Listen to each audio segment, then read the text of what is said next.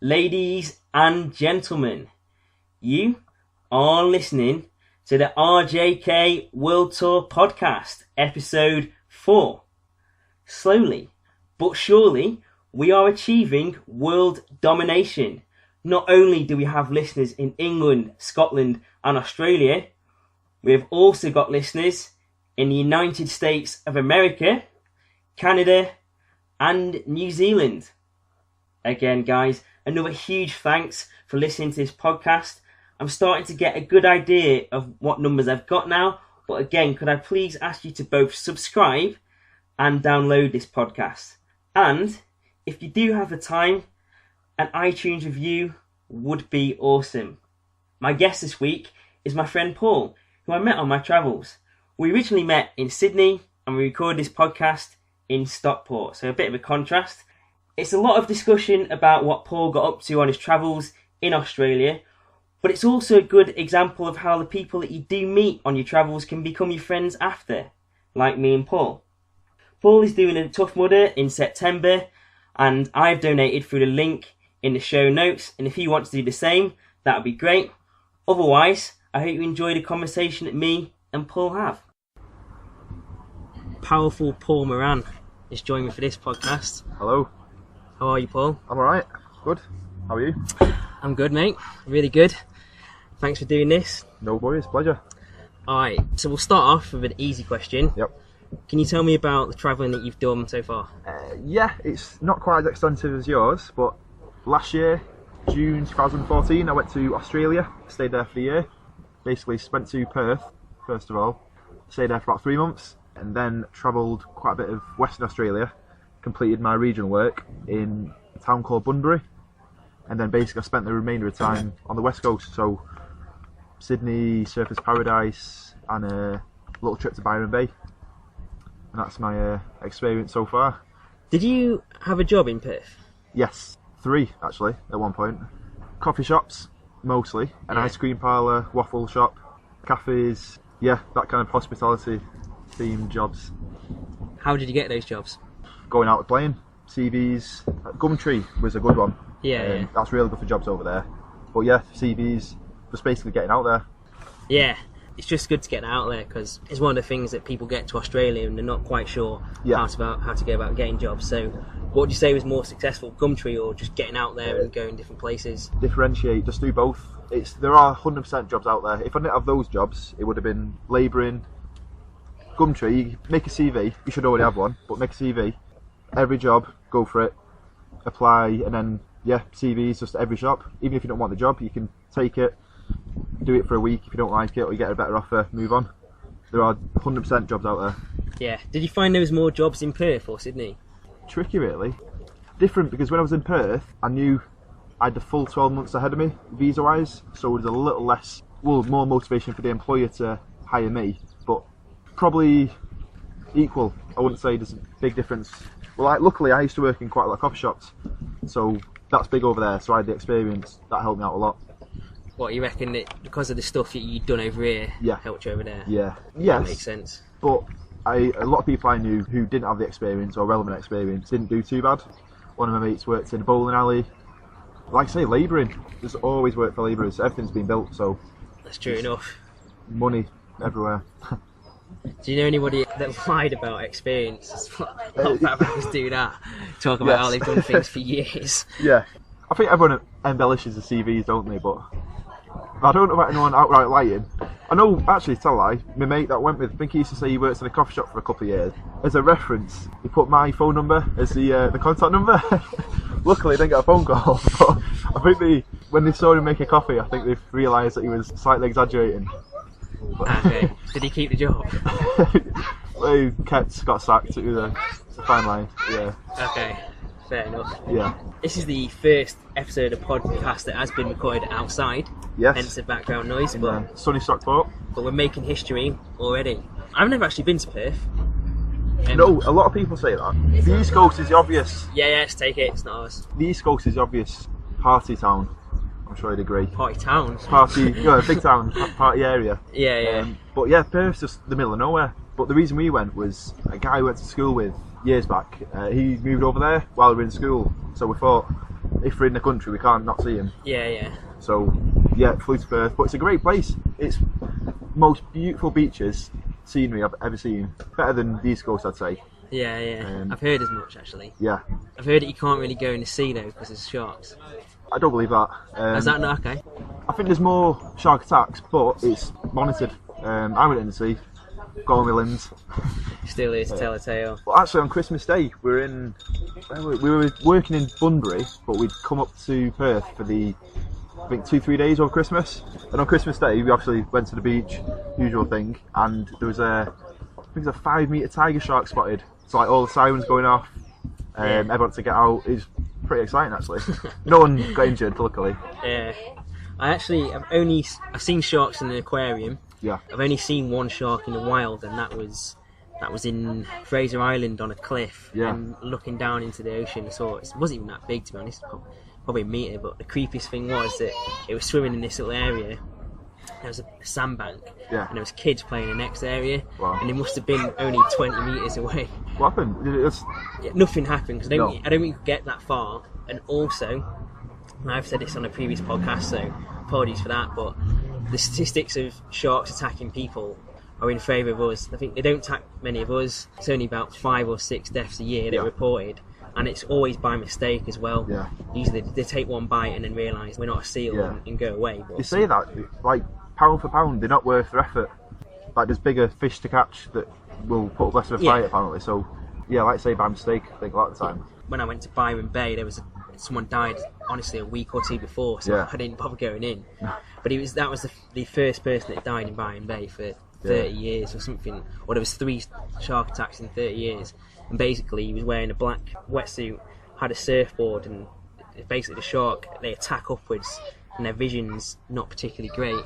So it thinks it's a seal, and you flap about, so it goes up, takes a bite out of them, and then it can be game over. Yeah. It was for that guy, unfortunately. Yeah, a lot of time it is surfers. Because I know they had the big... While I was in Bunbury, I think... Might be Margaret River, I think a surfer got attacked, and he died. And there was a big shark culling, and then like there was the other side, people against it, protests. So, yeah. I mean, you can see both sides of it, really. Mistake or not, like they're still killing people. Yeah, but we're in their territory, though. Exactly. Once they come on land, then we can start culling them, I believe. But it's partly. A lot of surfers are interviewing them. They were saying like it's part of the danger. You go in there, you don't go in oblivious. You know that the shark's in there, so it's part and parcel, isn't it? Yeah, it's typical surfer mentality. That like if you die, you die. Sort of hippie mentality. Yeah. You turned down the opportunity to go to surf camp with me. I did. It was money was tight. That was in Sydney, wasn't it? I think I only had a couple of months left. Money. I planned to go to Byron, hadn't I? Yeah, that's right. It was basically one or the other, and Byron won.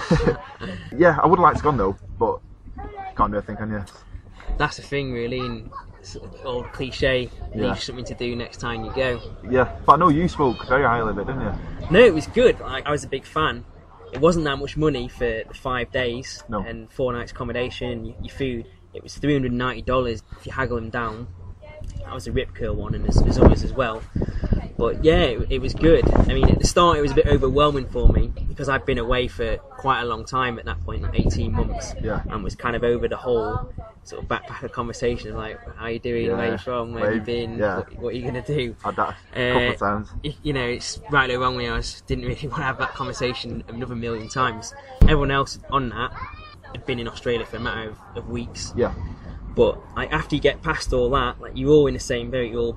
It was for backpackers, so you've all chosen to come to Australia, and then you've all chosen to do surf camp as well. So you get past that, and it's good. And you surf twice a day, apart from the Monday and the Friday. And I said at the start, I'd be happy if I can get on the board just one time, and I did it on the first lesson. Happy days. So yeah. Where was it you did that? It was 2 hours south of Sydney. I think it was called, it's either 7 Mile Beach, 8 Mile Beach, or 9 Mile Beach. I forget which one it was. But yeah, it was remote, and I've been in Sydney for a bit, so it's nice to get out. Yeah. And because it was remote, there was no Wi-Fi and no phone signal. It was really, So proper surfer lifestyle. It was good though, because like, I have this bad habit where you just check your phone, your Facebook and that, and I just wasn't hassled, and you didn't have Wi-Fi, so everybody socialised more. And you're left to your own devices to entertain yourself, and the way it's set up is quite nice because all the huts that you stay in are located around a socialising area where the tables are. Right. Now, I'd recommend that to anyone. For $400 for a week, Yeah. that isn't that much. And it is like a good experience, isn't it? Not the everyday one. Yeah, exactly. I'd always wanted to do it. It's something that always fascinated me, but I'd never sort of really found the opportunity, and it was just on my doorstep. So Yeah. I had the time, and I had the money, just about. Yeah. So Why not? But why not? And Yeah. that's definitely something I'd recommend, whether you've been in Australia for a week or a year. And on top of that, I was taught so well that we went to Bali about 10 weeks later, which is also a good place to surf. And I went with my two mates, Lewis and Chris, and I basically taught them what I knew in whatever 4 minutes. So it was like, cool, let's go in. I was pretty nervous because I didn't want them to be able to do it and me not. Yeah. I caught my first wave, so they're like, oh, you know, as a relief off a mind.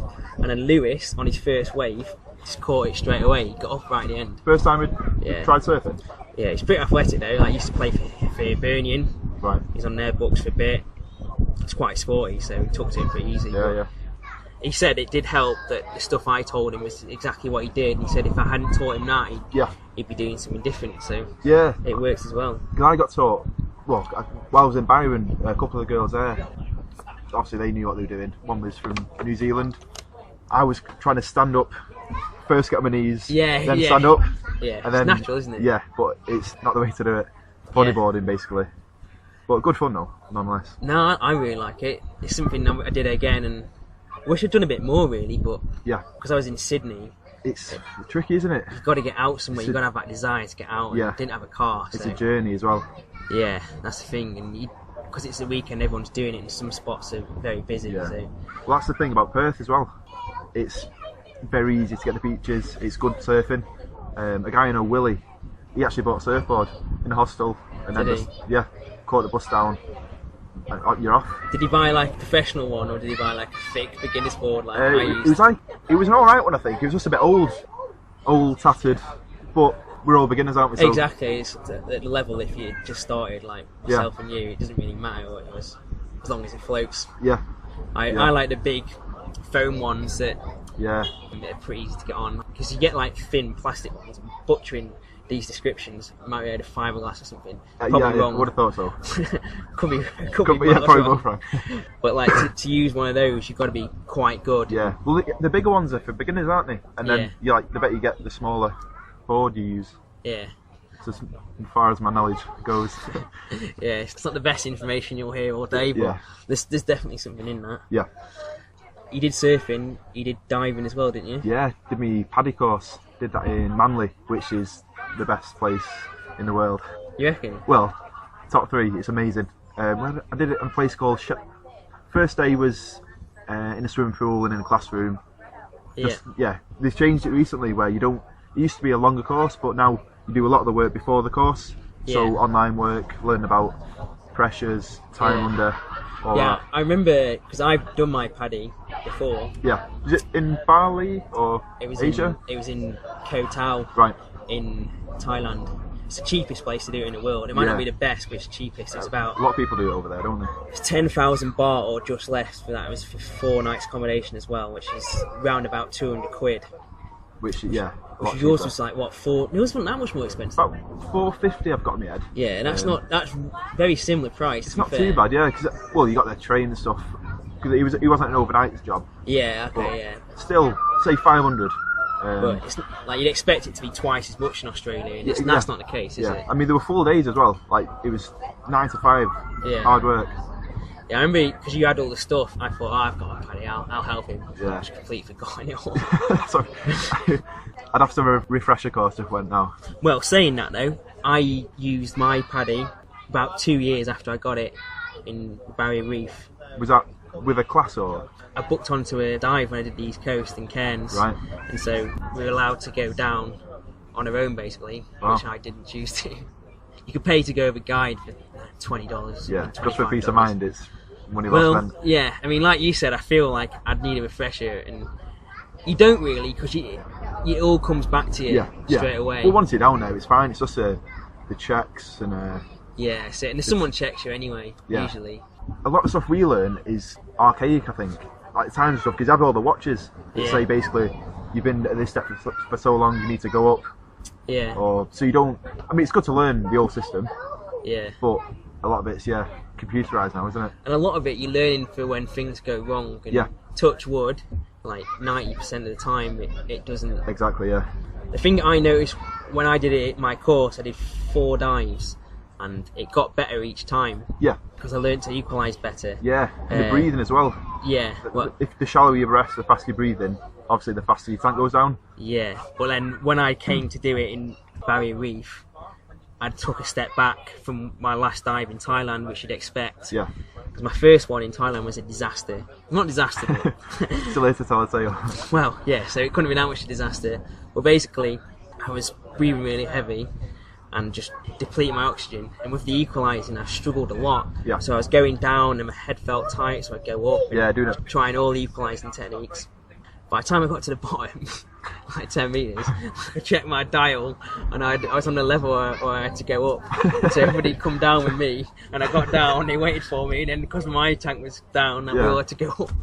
So I wasn't the most popular guy. They ruined it. But then it was bad the next time, it got better. Yeah, it's more comfortable you get the better, the more you enjoy it, don't you? But then like when I first dived though in the Barrier Reef, again I depleted it quite quickly. I showed the guy using the symbols, which I forget. Yeah. And he looked at me weird and sort of swam over, checked it himself, and he was like, oh, okay. And then I went for a little bit more. He asked me again, and I went up early. Right. And then I think they gave me another tank the next time. Yeah. It's pretty heavy. Yeah. Wow. What did you think of diving? Good. Really enjoyed it. It's strange. It's like that feeling where you know you're not meant to be there. You know, you're seeing stuff that's just strange, like the schools of fish. We saw a little, wasn't a dangerous one, but like a little shark. Did it? Yeah. What was his name? Reef shark? It wasn't. It was Gollywog. No, not Gollywog. Gollywog. You have to edit that. I forget the name anyway. But yeah, it's amazing. I thought it was good, and I had the same opinion when I went down. Yeah. I thought, we're not supposed to be here, we're in someone else's world. And I said this on a previous podcast. But yeah, man's built this contraption that allows us to be here. Yeah. And it's really weird. And I remember looking up and seeing 10 metres of water above me. Exactly. And because of the way the light moves in the water, it just seems so far. Yeah. And I thought, this is incredible. But I didn't fall in love with diving.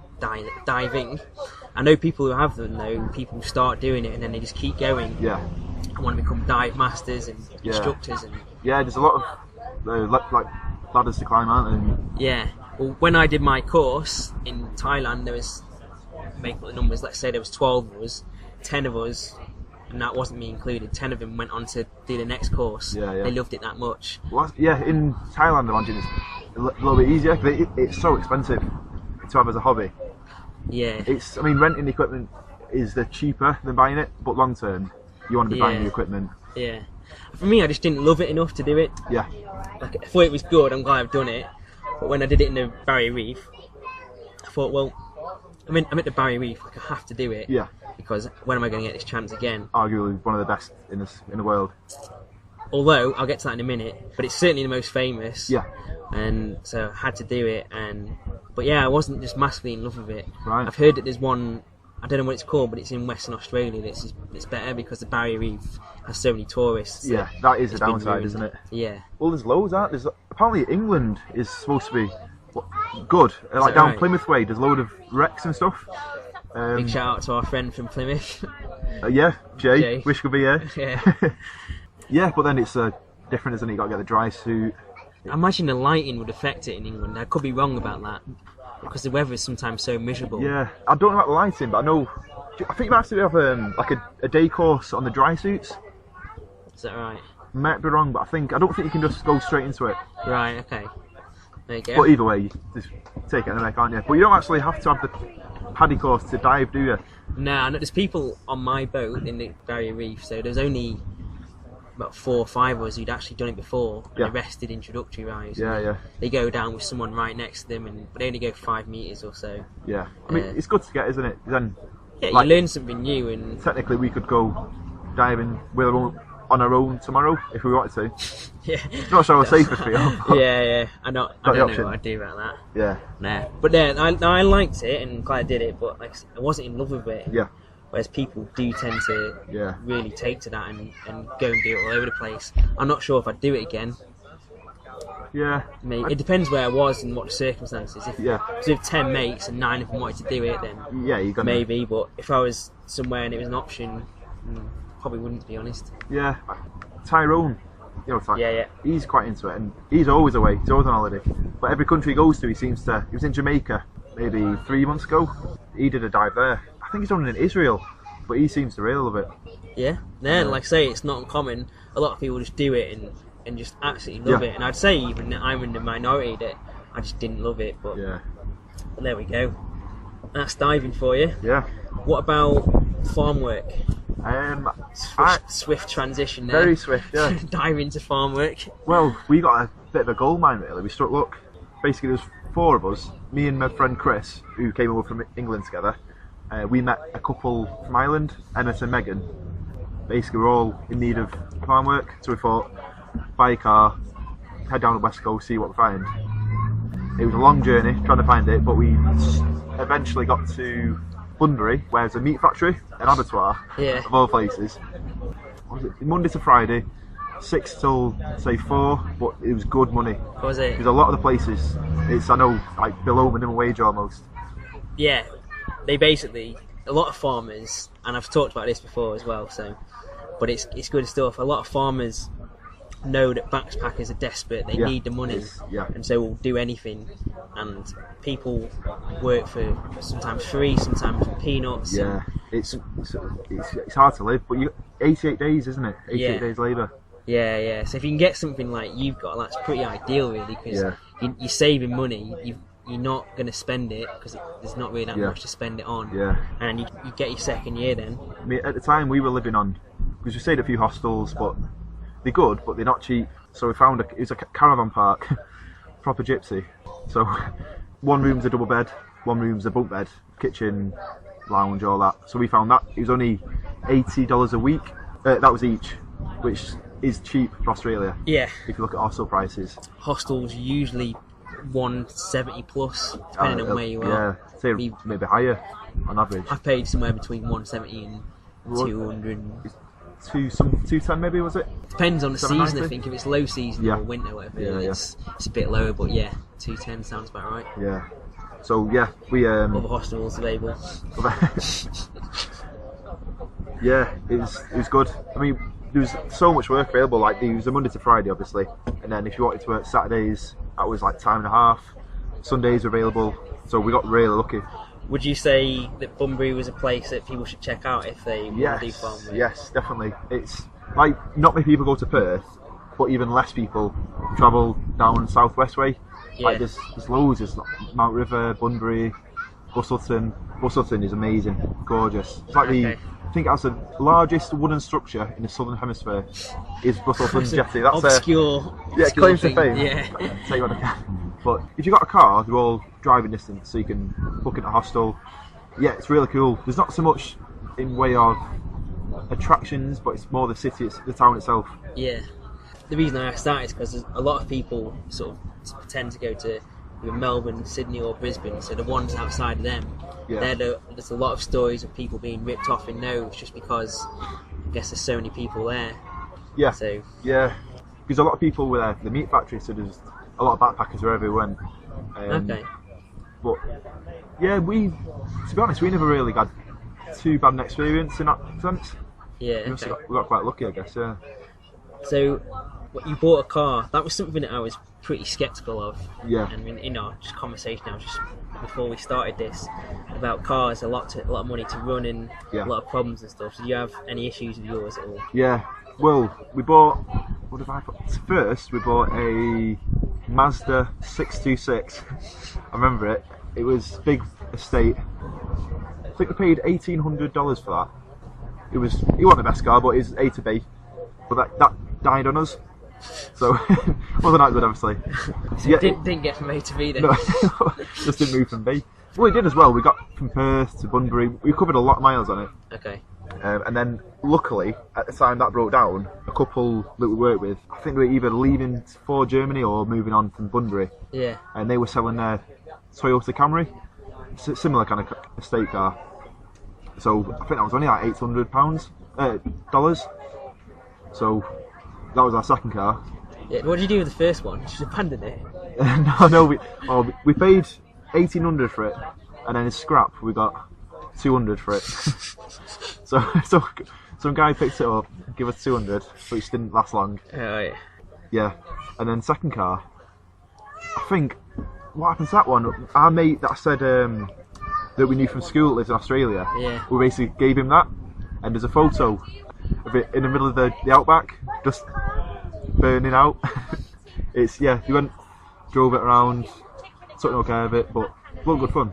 Alright, so would you recommend buying a car or? Well, it depends what your goals are. If you're happy living in the city, then it's probably no point. Like I was saying earlier, the transport over there is amazing. And the price for you get like the Opal card in Sydney, so it's trains, buses, ferries. Trains, planes, and automobiles. Trains, all bases covered. There's one tram line. There's even includes the boats to Manly as well. Yeah. Trains and buses, and that's it. And you can save a lot of money doing it that way, can't you?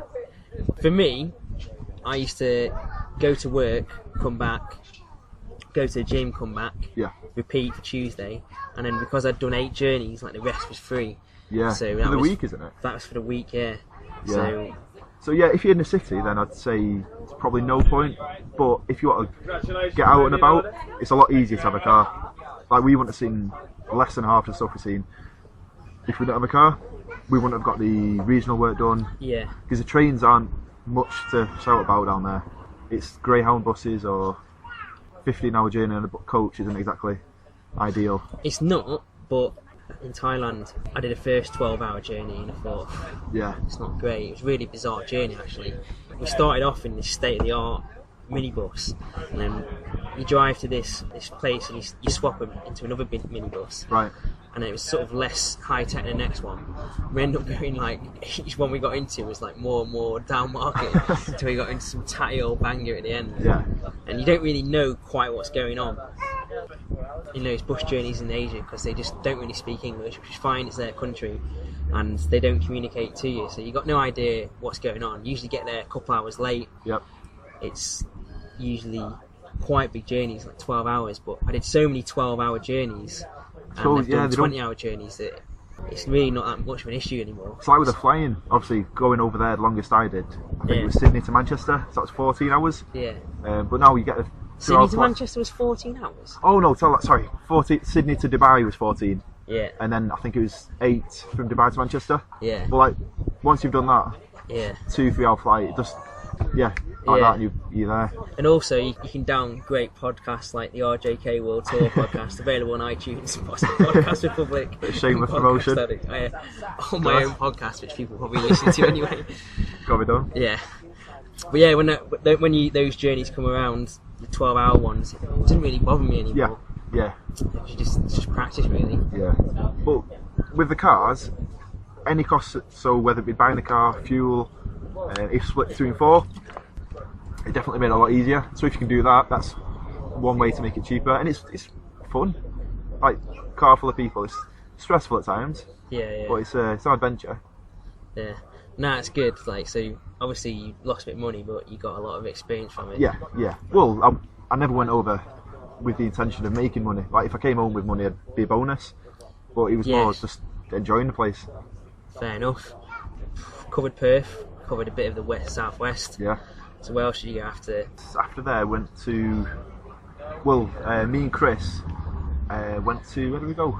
Went to Surfers Paradise for a week. I've never been there. Well, I've been through it. Yeah. Heard mixed reports of it. What's your take?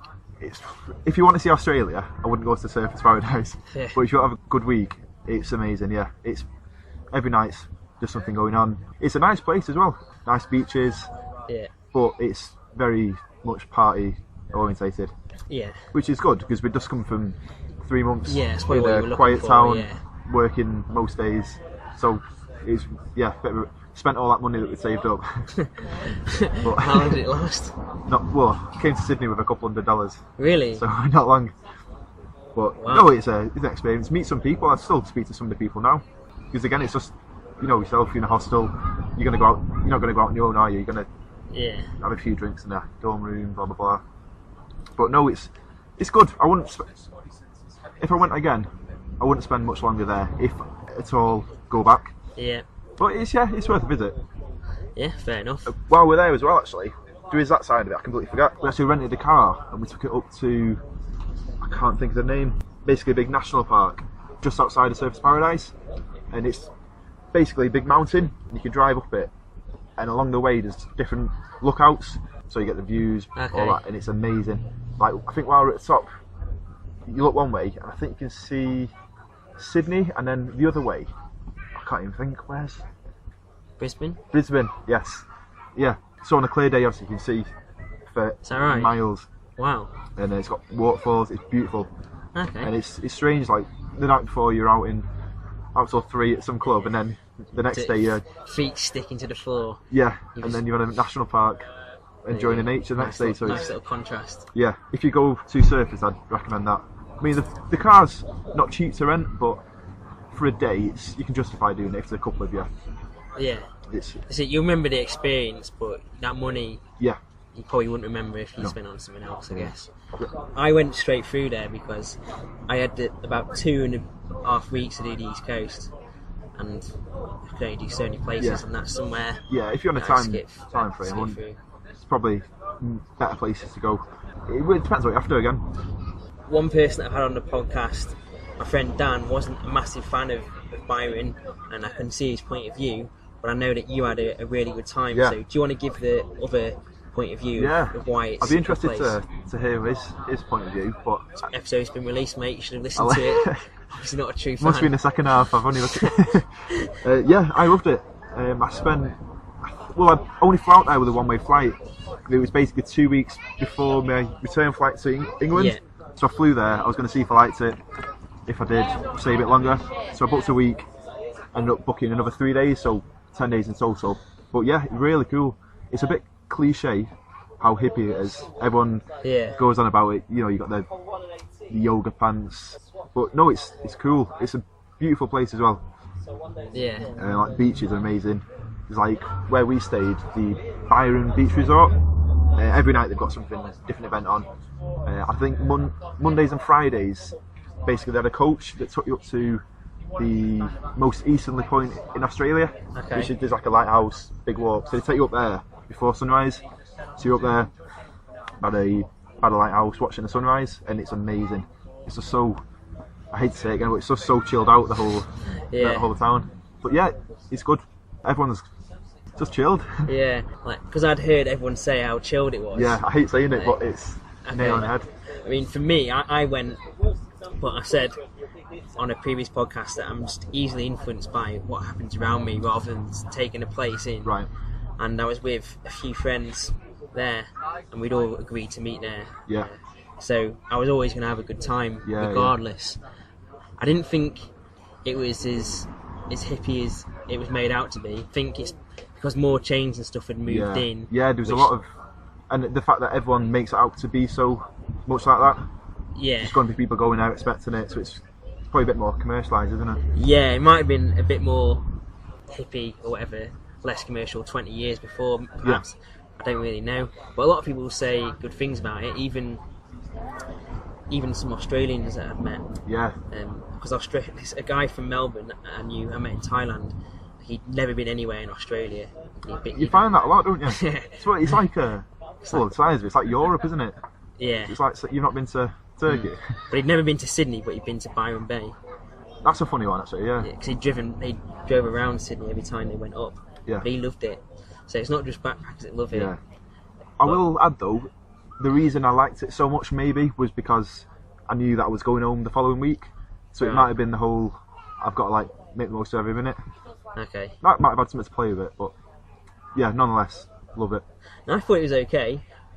I had a chance to go surfing for free as well, because someone had been eating the week before. I'd also promised my mum I wouldn't get eaten by a shark as well, so yeah. I had to give that a miss. Pass on that. Yeah, that was where I had my first and only surfing. I think 2 days we took them out, do some renting boards in the hostel. A few of the girls knew how to surf, so I attempted it. Yeah, did you get on the board? Yeah, I did actually, a couple of times. A lot of them was like some glorified bodyboarding, but that's fun anyway, isn't it? Yeah, it's just good fun to be out there, and the beaches are amazing. Yeah, I didn't make it to the lighthouse, you know. Did you not? No. Most recently for it, no. Is that what it is? Is that the lighthouse one? Well, not the actual lighthouse, but there's like a walk at the lighthouse. Now, I know it's the thing you're supposed to do, but yeah. I mean, I was there for, let me think, two or 3 days, and I just met up with some mates basically. Yeah, yeah. So we just hung out, and it was quite cool actually. While I was there, it would have been end of May, start of June, and I forget it's either the end of the whale migration season or the start of it. But I was just outside of that, and the whole week I was thinking, it'd be awesome to see some. Yeah. And then I was driving home. I got the minibus, saw some. Drove down the coast road to the airport, which is like a tiny little one. Yeah. So like, I think 2 whales. Like, Did you? Yeah. The driver pointed them out. I thought it was just a rock or a wave or something. Everybody looked at it. Really cool. They're the only whales I've seen those in ever. Actually, that's really cool. That's pretty good. And again, I've said this on a previous podcast, but I paid 150 Kiwi dollars to go whale watching. Just done it for free. Yeah. Well, technically, yeah, from a distance. Yeah. I mean, you get quite close, but you still see the same thing. It comes up, it breathes a bit, and then it flicks its tail up, and then goes down. It's cool to see, though, isn't it? Yeah, because I had a choice between swimming with dolphins and going whale watching, and they said on the whale watching, they said it's 85% chance, something like that, of seeing both whales and dolphins. Right. So I thought I'd rather see both than just dolphins. Well, I think you can do it cheaper in Sydney for like $30. Is that the whales? Or whales. Yeah. And it's like, if you go on Groupon, I think you can get some deals where you see it there. So there's a lot of dolphins in Byron, aren't there? Because I know there's tours out where you can rent canoes. Right. I think you have the guide, and basically you go out and you get really close to the dolphins. I didn't do that, but while I was up at the lighthouse, you get the view of everywhere, and you can see the dolphins. Wow. It's cool. There you go. Didn't know that. Yeah. Fair enough. So, what about Sydney then? I haven't spoken about that much. No, I liked it. When I first got there, I'll be honest, I wasn't set on it. Same. Where we were staying, it was a little bit out of it, wasn't it? Chinatown. So I don't know if that played a part, or... Where do you think would be a better place to stay? Well, I don't. Maybe it depends what you're after. Like King's Cross would be more lively, but I wouldn't fancy living in King's Cross. No, it's a bit grim, isn't it? Yeah. It's a dark place. Yeah. At night. Don't talk about it. But no, yeah, it took a while for it to grow, but then, like when I've started exploring a bit more, like going to Manly, and the ferry from Sydney to Manly is probably one of the highlights of Sydney. Yeah. Have you done that one? Yeah, I did, but it took me ages to do it. Yeah. Should have done it a lot earlier. Yeah. Well, it's obviously in the day it's beautiful, but then at night you come round, when you're coming back from Manly to Sydney, it's like you turn a corner and then you see the whole of Sydney. So you get all the high rises, all the beautiful lights. It is. Okay. I don't think you could ever get tired of it. Wow. Like 1,000 times, and it'd be beautiful every time. Big words there. It is on. Yeah, that's one of the highlights of Sydney. As sad as that sounds. No, everyone enjoys different things. It sounds pretty good. I have a similar perception of Sydney, to be fair, where the first day I got there, I thought, wow, it's just overwhelmed. I've been in Melbourne for pretty much a year, and then just because Melbourne's nice and organised in like grid, and Sydney's kind of on a hill, and the roads on in a grid system, and there's just so many people. It just blew me away. And I thought, wow, like, this is a bit much for me. Yeah. And then I got to like it a bit towards the end of that week, and then went away for New Zealand, came back, again wasn't taken with it, and then it took me about 3 months, and then I started to really quite like it, to be fair. And I really like it now. Yeah. I didn't think I'd like it as much as Melbourne, but I must admit, it overtook Melbourne in my mind. Yeah. My perception of it. Yeah, well, it's different as well, because every place you stay, like for us, we stayed in hostels, certain ones for quite a long period of time. Yeah. Like in Perth, we were for months. And everyone's got a different feel to it. Yeah. Different crowd. Like Sydney's, the crowd you get in Perth versus the one in Sydney is completely different. Yeah. So that plays a part. You've got to get used to, haven't you? Yeah. So going on to hostels then, there's one thing that a lot of people said to me that after I told them I'd been away for so long and stay in a hostel. Yeah. Most of the time, it's people who just got out there and they said, "Oh, what? You live in a hostel for all that time? Can't believe you do that." And then most of them actually then go on to do exactly the same. But for those people who haven't sort of done the whole experience, living in a hostel for so long does seem bizarre. So, what would your take on living in a hostel be? I'd say you definitely do it. Money-wise, it's good because the alternative, I'd assume, would be like renting a place. Yeah. So you don't have to sign any contracts. You can literally stay for 2 nights if you want. Yeah. And just meeting people. Yeah. There's no better way to do it. Yeah. Because there's like every night there's something going on. Yeah. Like we always used to, even if it was Wednesday night, we'd cook tea and then just chill, wouldn't you? Have a chat, yeah. Yeah. There's like the common rooms, or it's just a. Just watch Beverly Hills Cop every night or whatever DVDs one they of had the there. 3 films. Now, because I had a hard time sort of convincing people that was quite a normal thing to do. Yeah. I'm not saying it's the only way to do it, but I have the same thing really, is that you could get your own room and be out in the middle of nowhere and you have your own space, but then come home from work and there's just nothing going on. Yeah. Whereas you come home from work and I know if I come home from work, I know you're going to be in an hour. Yeah. And then if we want to cook together, we can do that, or just fancy going to cinema tonight, Yeah. do you want to do this? And then you can organise things at a drop of the hat. That's how I got to know you in the first place. That was a proper last minute, wasn't it? Yeah. I mean, I'd overslept. I'd come down to the kitchen at like 12 or something, and I knew Tyrone, previously mentioned on this podcast, but I didn't really know him. I'd met him for I spoke to him for about a quarter of an hour 2 months before. That was some of your conversations. And what's that? Yeah, that was it. Yeah, like I might have said hello to him like on occasion. He came down, you were with him because you knew him, and he said, "Oh, are you coming to Palm Beach?" I was like, "What is Palm Beach?" Where Neighbours filmed, if anyone's wondering. Home and Away. Home and Away. Come on, we've got to give good information now. Don't give. Same crap TV, but yeah, similar thing. Yeah, he said, well, that's where Home and Away's filmed. We've got a couple of camper vans. Like, come along. Yeah, because Tyrone used to work for travel agents quite a lot, didn't he? Yeah. So he got us a good deal with the camper vans. Yeah. So all of a sudden, I'd gone from getting up at 12, didn't really know what I was doing, to I was coming on a trip. We're meeting in half an hour. Yeah, so I'm going half an hour, and that's how I got to know you. Yeah. And if you got your own apartment, like that would just it might in some bizarre situation happen, but not really. It's highly unlikely. No. Whereas in hostels, like stuff like that happens all the time. Yeah. And now I've got to meet a load of people that way, and that was another highlight of the stay in Sydney.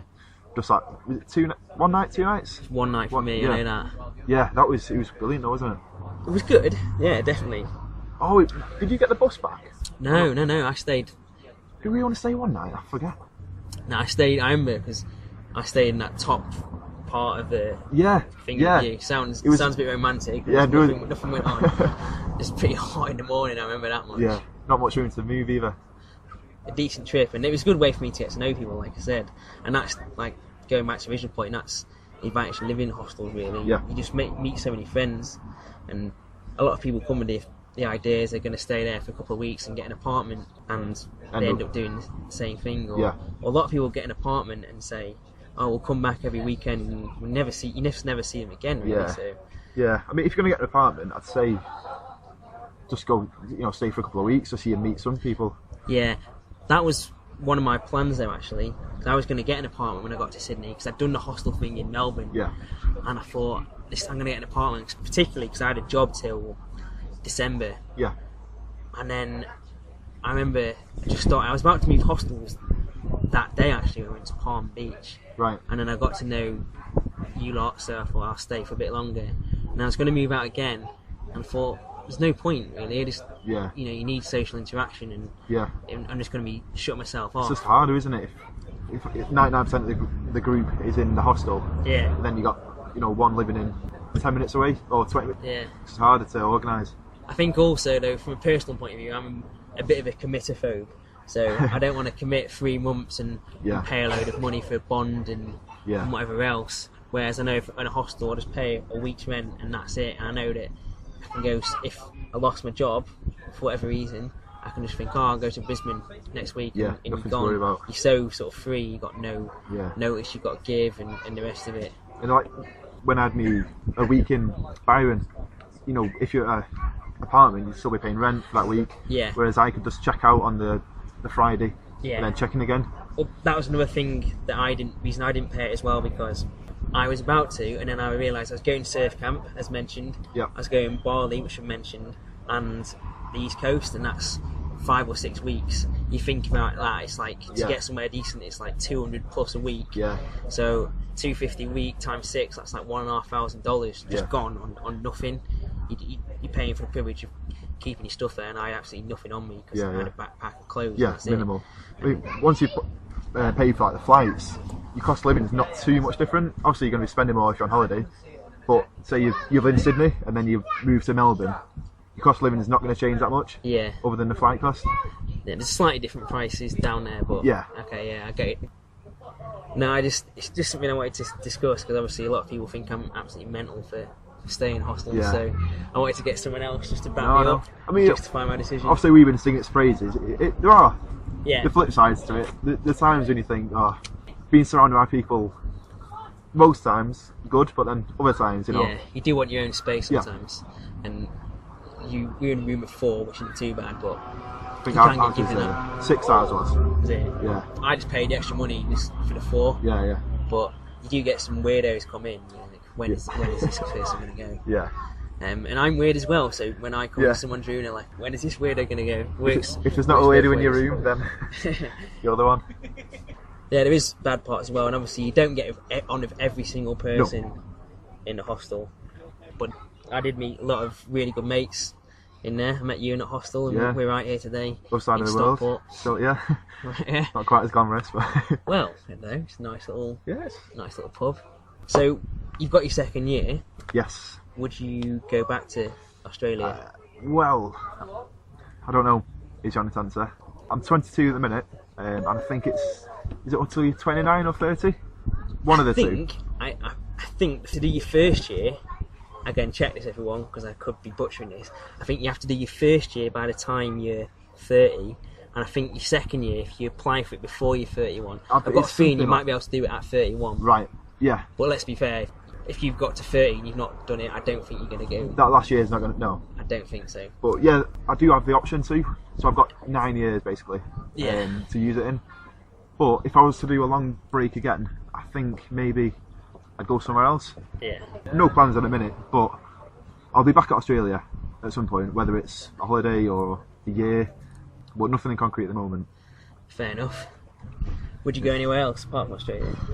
Yes. A few plans. Well, we were talking earlier, potentially America, because I know Rich used to do, he's done a couple of seasons in Camp America.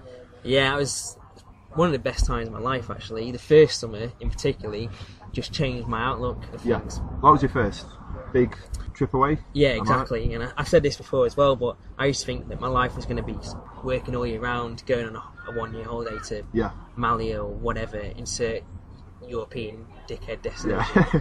And it's ruined me. That's really, best year of my life, but it's absolutely ruined me. But, yeah, so what you feel about Australia is exactly how I felt about that summer in America. Cliche, but open your eyes. Yeah, even though it's the similarities, you're away from home for quite a bit, you really get that freedom and independence. Yeah, I absolutely loved it. I realised that I don't want to do that 1 week holiday thing, I'm just not going to be content, and that started the whole process of me ending up doing my 2+ year trip. But yeah, I loved it that much, I went back a second year. Where was it you went again? That was in New Jersey, which was perfect location, right? It was an hour away from New York City, like an hour and a half at best. And the bus stop was a 10-minute walk, so you could, in theory, you could hop on a bus at night, just go to New York for a night or go for a weekend. And it was an hour and a half from Philly, an hour and a half from Atlantic City, which is like the Vegas that is East. Pretty good location if you're going to go for it. 30 minutes from the beach, 30 minutes from a college town with the red Dixie cups playing beer pong. It was absolutely superb, and I had a day camp as well, so I didn't have to look after the kids at night and none of that. Whereas sometimes you get a sleepaway camp where you work more hours and you're kind of working round the clock. Right. But would you do that? I wouldn't rule it out. I've not really looked into it, if I'm honest. The only I know Chris's sister, the one who went to Australia with, she's actually there at the minute. I forget whereabouts, but I know she's done quite a lot. She lived in Madrid for a year studying, and now she's done that. So the only experience I have with it is Well, through you, what I've heard through you, yeah. Yeah, I mean, I think it's well worth doing. It's something I recommend to everyone. Yeah. And if not that, then doing something sort of long term. Hence why I'm doing this podcast. But I'm not sure how you'd feel because you've already done something quite big. It sounds like it's like the logical route would be doing the Camp America and then doing the. I mean, it's good though. The problem with America, as we discussed before, is that like I really like the place, but it's really difficult to get a visa. You can't just get a 1 year visa like you can in Australia and just rock up and then just trying to get work that way. So it's one of the best ways of getting there, to be honest. Yeah. Because what it was when I flew out, I paid around about 600 quid all in. And that was for their fee, for a flight, for return flight. Yeah. Wow, right. But you had to fly from New York to and from New York. Which is fine, being where you were. And you had to pick a day, but you can pay more and then get a more flexible flight. So you got all that, you got your medical insurance, and you got put on a camp, and when you're in camp you get paid and you get your food accommodation. It sounds like an easy way to live in America kind of thing. Yeah, you only get till, and I'm going to have to check the facts here, but I think it's till the 31st of October. Right. And then you get a grace period, which I think you've got a month. And then that's a case of, right, you have a month and you've really got to get out of there. But again, check those facts, because it could easily be the end of September. I never stayed that long because I had stuff I had to be back for. But it's good because you can get out there, experience the summer, make some friends, save a bit of money, get at least a month and a half to do a bit of travelling. Yeah. And I did a bit of that. So it's something that I'd recommend to everyone. Yeah, definitely. Yeah, like I said, I wouldn't rule it out, it's just I haven't really looked into it at the minute. Yeah. I mean, I'm pretty set in England for now, just trying to get a bit of money behind me to sort the next adventure out. Yeah, no, fair enough. I would say that doing that, you want to be getting your application in by December, I'd say. Yeah. And I do know people who've actually gone on to the equivalent of sponsored, like people who managed to get full-time jobs and got extension visas. Yeah. I know a guy who got one and he's married a girl out there now. Well. Yeah, I know someone else who got one and then it didn't work out for him, but there might potentially be that opportunity. Yeah. That's the thing though, you got to go out and put yourself out there, and that's when these things happen.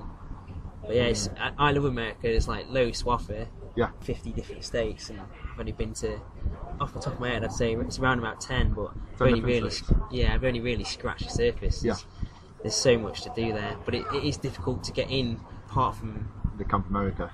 That's the easiest route. There's probably other routes as well. So that's the thing, doing a holiday. Well, doing a Camp America versus going there on a budget doing a holiday. Yeah. You get a real taste for it, don't you, I'd imagine? Like, you in New Jersey for a couple of months. I think it's 3 months both times, so it's 6 months of my life I spent there. Yeah, so only day trips to New York, or, you know, you get more of a taste for it than if you were there for 10 days on holiday. Yeah, all our friends, there's 10 of us, so we're closest with each other, but you get to know the locals, so they want to take you out. Yeah. Because they love the accent for some reason. Not cliche. Even someone from Stockport would do alright. They love the accent, and they just want to take you out and they want you to have a good time. And so you get friends with the locals, and you kind of start to set up like a life for yourself, really. Yeah. Well, it's a long time, isn't it? 3 months. It's going to become the norm. Yeah. Now, I remember I was gutted when the first summer was coming to an end. I was absolutely gutted because I had a really good group of mates there.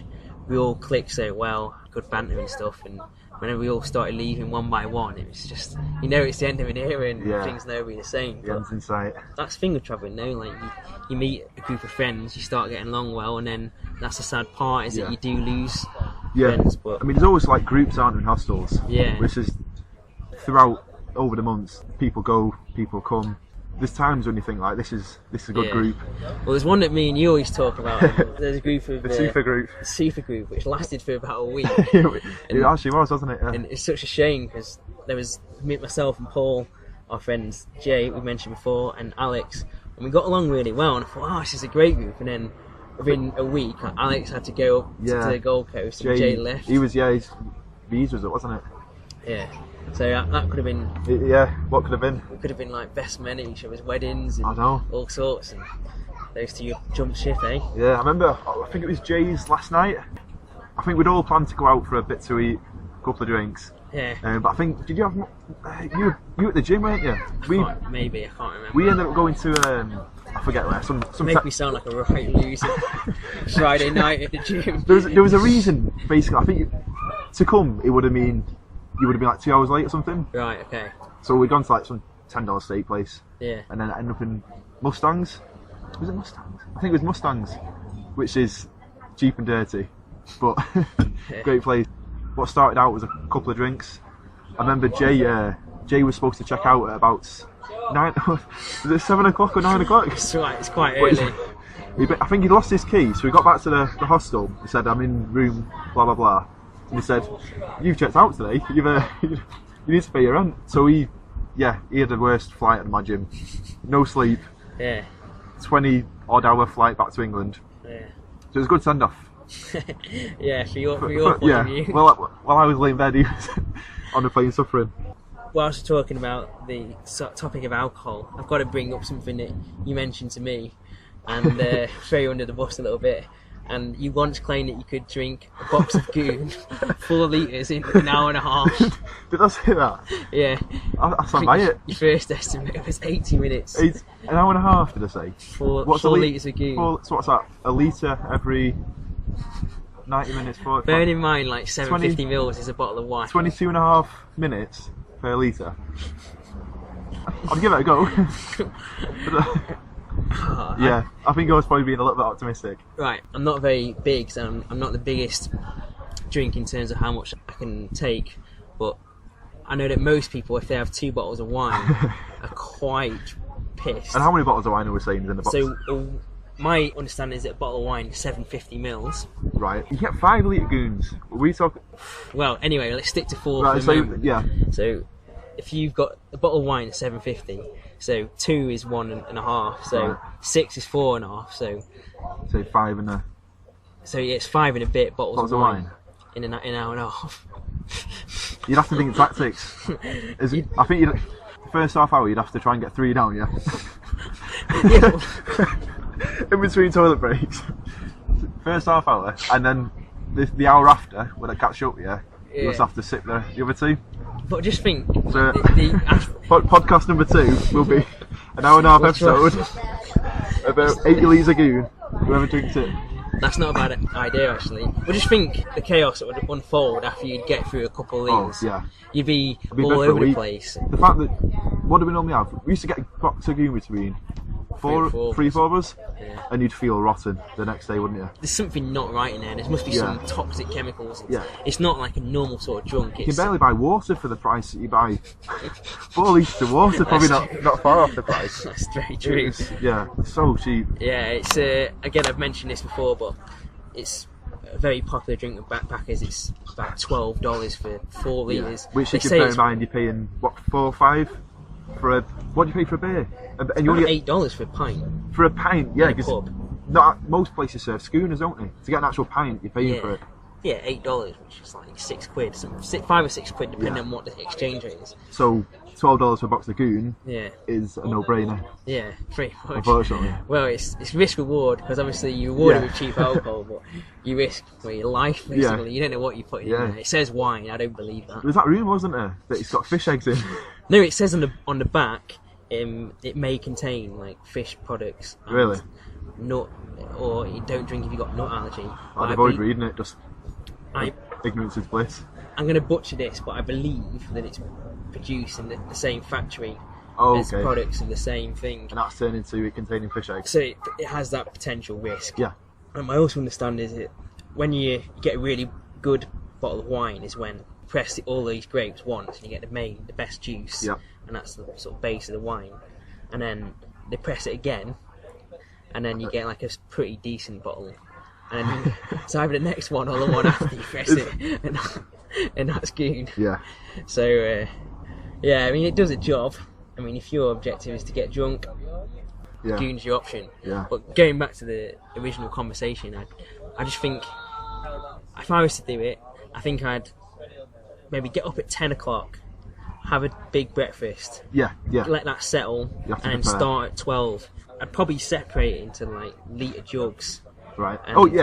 Just for your like psychological. If we're allowed to do that. Yeah. So I'm trying to pace myself throughout the day, but I think after you have a while, you get more confident. So you do a litre after a couple hours. I'd probably go for a litre every 2 hours. So you're thinking 8 hours? But even so, though, after that sounds a long. A litre every 2 hours. A bottle of wine every 2 hours. If you think about what it'd take you to drink now? Even if it's a litre of water now, it's difficult. Yeah, yeah. No, I just think that I'd have to do something like that where I'd sort of spread it out over a long period of time. Because I just think after you have like 1 litre, you think, oh, this is easy. And you'll start like trying to do a litre in half an hour because you get overconfident. And then it just go chaos. Looking back, I do retract my hour and a half statement. I think a little bit optimistic. You could always down it as quick as you can because there's that 20-minute window at the start where it doesn't hit you. But it's five, if you think about 5 litres, you couldn't... Could drown. Could your stomach hold that much liquid? I couldn't. No, I could barely down a pint. I couldn't. Yeah, true. Now, I think the other thing I might do is so I had a meal at 6 p.m. Right. Start at 8, try and do 2 litres, then go to bed at 12, and then try and have an 8-hour sleep, and then try and do it again. And I hope I wouldn't be too hungover. Right. A day, I could have it. Over the day, I could polish it off. You reckon? I think fairly easily. Oh, I wouldn't enjoy it. Don't get me wrong. For the worst day of my life. But I think if I was trying, I just But the thing is, it's not even the day. It's the day after, and probably the day after. So you're booking a week off work just to... Yeah, but you could at the end of that week you could be like, I did it. Worst achievement of your life. Yeah, I've known people who. I'll mention him off air, but I know someone who reckons they can do a box to themselves. I don't believe that person. In what, a night or a day? In pre-drinking. No, I don't. I'm not having it. No, I don't believe it. If somehow you did, you won't be coming out. I don't think. You'd be passed out. No, you'd be arrested. Yeah. You'd get arrested. Yeah. Or you'd be asleep in your own poo and wee and sick. Yeah. In the middle of nowhere. Definitely not advised to any. And then you get arrested for being drunk and disorderly. So. Yeah. Anybody who tries that task, fair play. That's many times. Please don't sue me for giving you a crazy idea. But there we go. Right, mate, we've done over an hour now. Well, sounds fine. It's pretty good going. Yeah. I think we'll call it a day. Yeah, wrap up. Right. But yeah, thanks for doing this. Yeah. It's been a pleasure, mate. I knew you'd be good. Anything to promote, like Instagram or Twitter or anything? Oh, a little shameless promotion. I'm doing Tough Mudder in September. Basically raising money for MND, so motor neuron disease, which is obviously a great charity. When everyone was doing the Ice Bucket Challenge, ALS, same charity, different name. So if you fancy being generous, justgiving.com/Paul-Moran, MORAN, 2015. Okay, I'll put that on the podcast description. Bit of a cheeky promoting, but yeah, got to do it all year, haven't we? Worldwide. I'll give you a bit for that. Cheers, mate. Yeah, no worries. Just the least I can do. All right. Yeah, brilliant. Take it easy, everyone. You too.